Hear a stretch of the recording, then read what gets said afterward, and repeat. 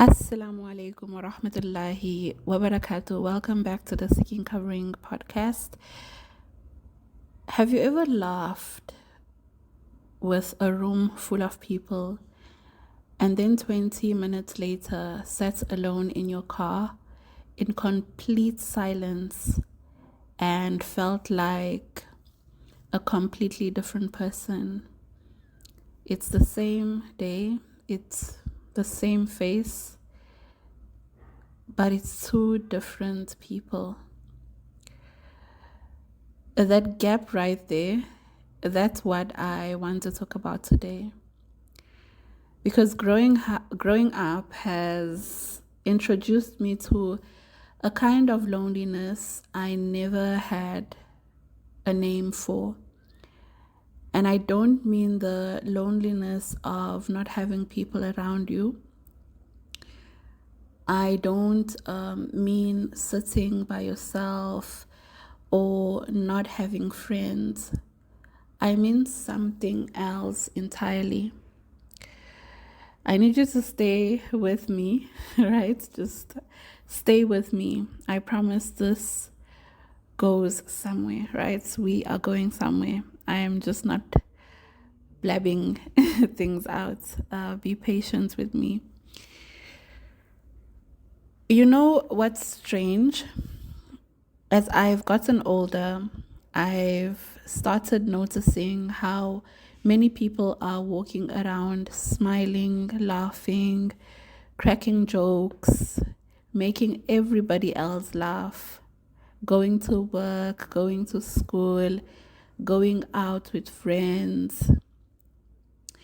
And honestly, if you look at them from the outside, you think these people are okay.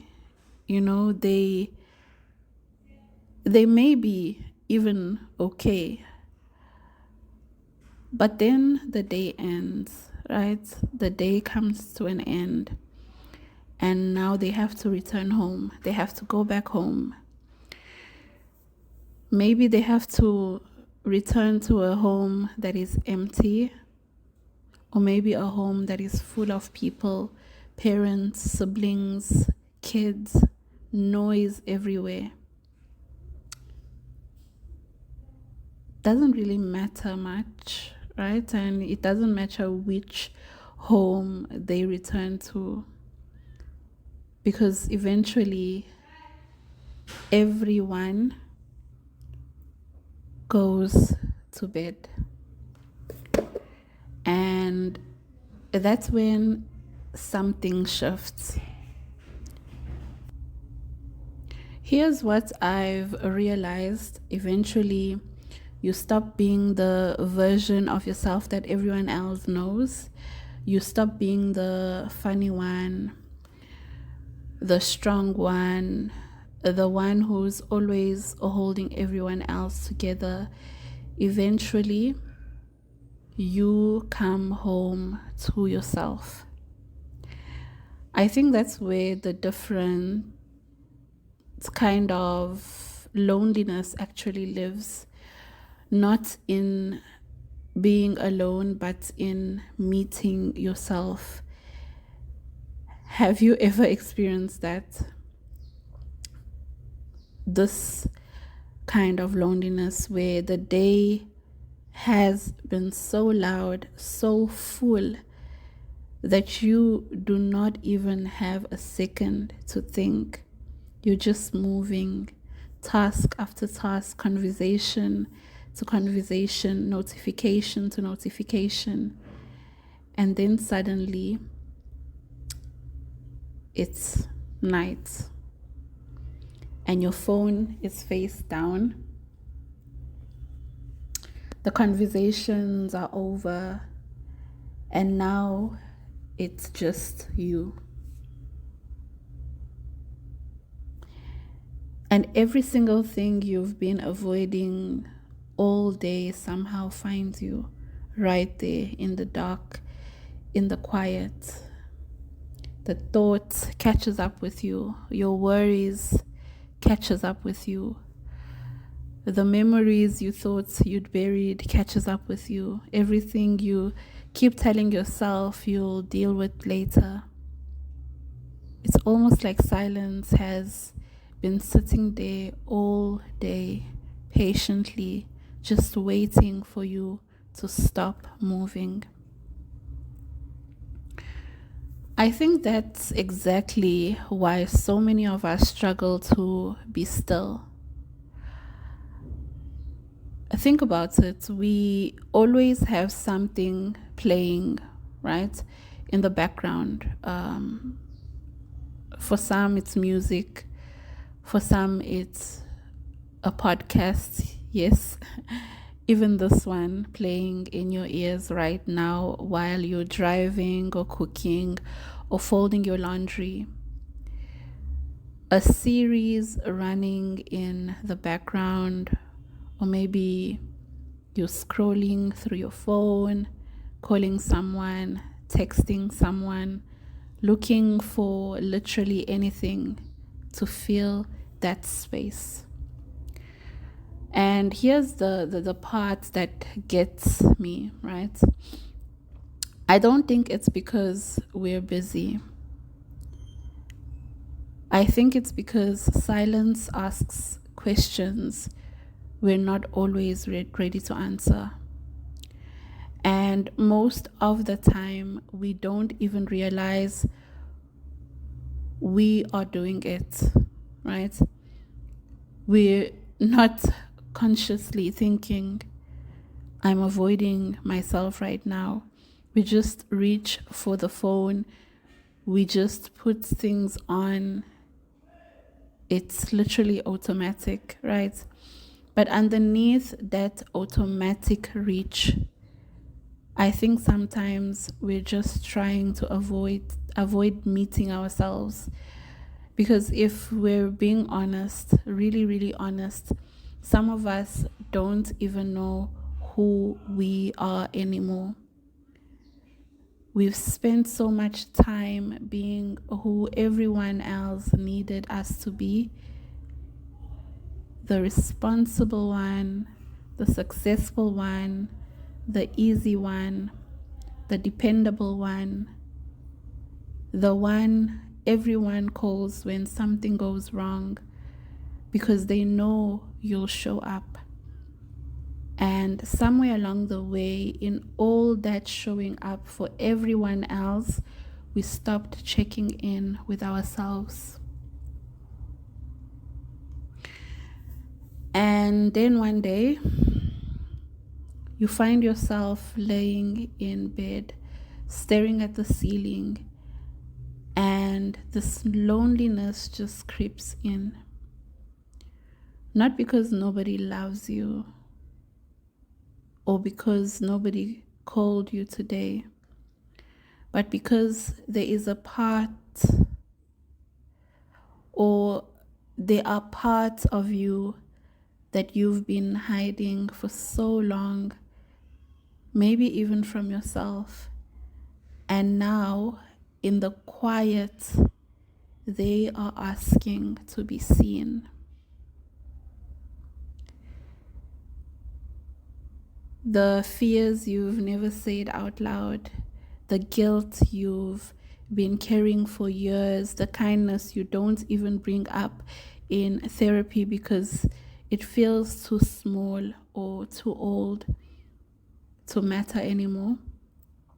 You know, the disappointments, the grief you never really let yourself feel, the insecurities you cover up with confidence or humor or being the strong one, the questions you genuinely don't have answers to, the battles nobody around you even knows you're fighting. I call these the quiet demons. And I think every single person has them. They don't just look different. They just look different from person to person. That's actually why I've been trying to remind myself of something. I know so little about the people around me, really.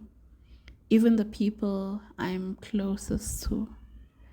The person who laughs the loudest in the room might be carrying the heaviest thing. The one who's always checking on everyone else. Are you good? You sure you're good? Text me when you're home. Might secretly be wishing someone would ask them if they're okay. The strongest person you know,